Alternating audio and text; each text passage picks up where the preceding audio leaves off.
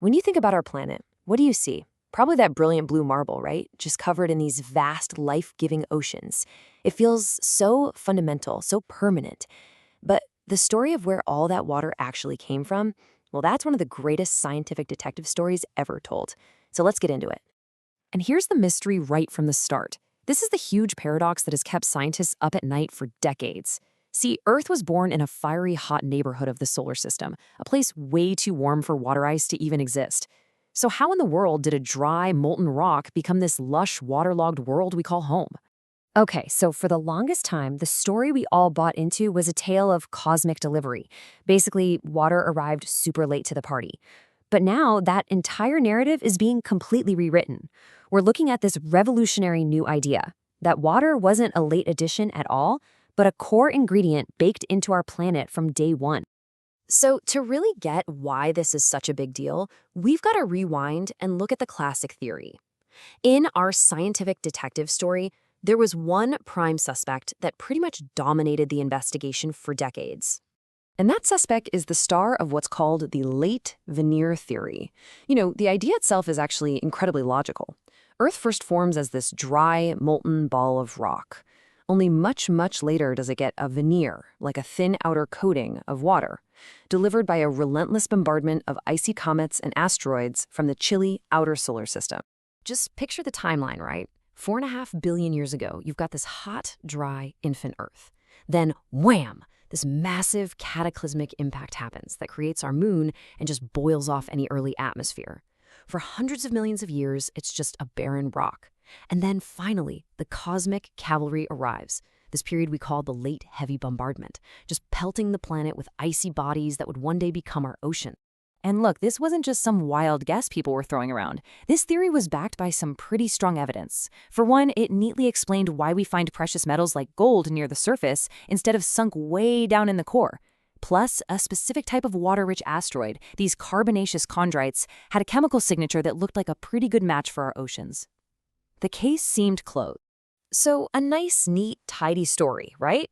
Well, in science, the neatest stories are always the ones that get poked and prodded the most. And pretty soon, investigators started finding some serious cracks in the case against our prime suspect. The key piece of evidence was this chemical fingerprint, right? It's the ratio of normal hydrogen to its heavier sibling, deuterium. You can almost think of it like a cosmic accent. The problem was, while some asteroids had the right accent, a whole lot of them didn't. And most comets, their accent was way off. The fingerprints just weren't a perfect match. So what this all meant was, for the theory to work, Earth had to be hit by a very specific, perfectly fine-tuned mix of asteroids. Just enough to deliver our water, but not so much that it would throw off all the other super precise chemical ratios of our planet.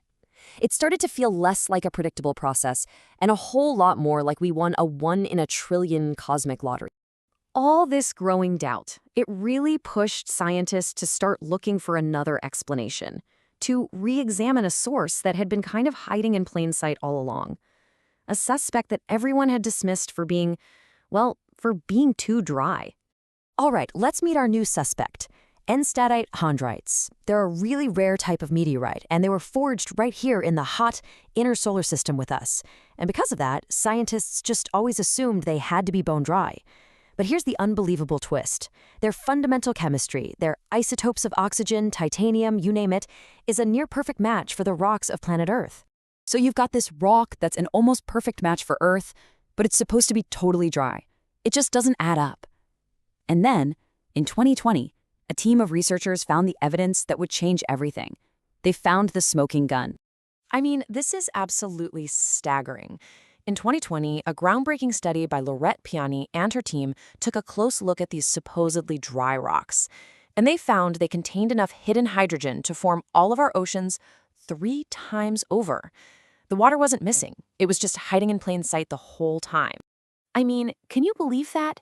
The study's conclusion just completely flipped the old theory on its head. The ingredients for water weren't some external delivery from the cold, distant solar system. Nope, they were present right here, from the very beginning, in the very stuff that built our planet. Okay, so a stunning result is one thing, right? But you know how science works? It demands proof. It demands confirmation. And confirmation came. A later study, this one on a meteorite found in Antarctica, proved that the hydrogen was locked inside the rock itself. It wasn't just contamination from Earth's ice. The finding was real. The building blocks of our planet were intrinsically water-rich. And here it is. This is the final, decisive piece of evidence. Remember that chemical fingerprint, that deuterium to hydrogen ratio? In the water from these N-tight chondrites, it is a perfect match for Earth's oceans. Not close enough like the old suspects, a perfect, undeniable match. So, with all this new evidence on the table, the scientific jury is back, and the verdict points to a completely new cosmic blueprint for how you build a habitable water-filled planet like ours. And the verdict? It's as simple and as totally mind-blowing as this. Earth didn't get wet through a bunch of lucky accidents. Our planet was born wet. Water wasn't an accessory we added later. It was a fundamental part of the original recipe from the very start. Now, does this mean we just throw the old theory in the trash? Not exactly. Our new understanding is more of a hybrid story. The vast majority of our water was intrinsic. It was part of the planet from the get-go. But it seems we still got a liter top-up from that cosmic delivery service, and maybe even a tiny little bit from the gas cloud our solar system first formed from. But the real takeaway here, the big so what, is this huge shift in how we see ourselves. Our watery world is no longer some cosmic lottery winner. It's the inevitable result of how planets are formed. Having oceans isn't some lucky fluke. It might just be the default setting. And that, of course, leads us to the biggest question of all.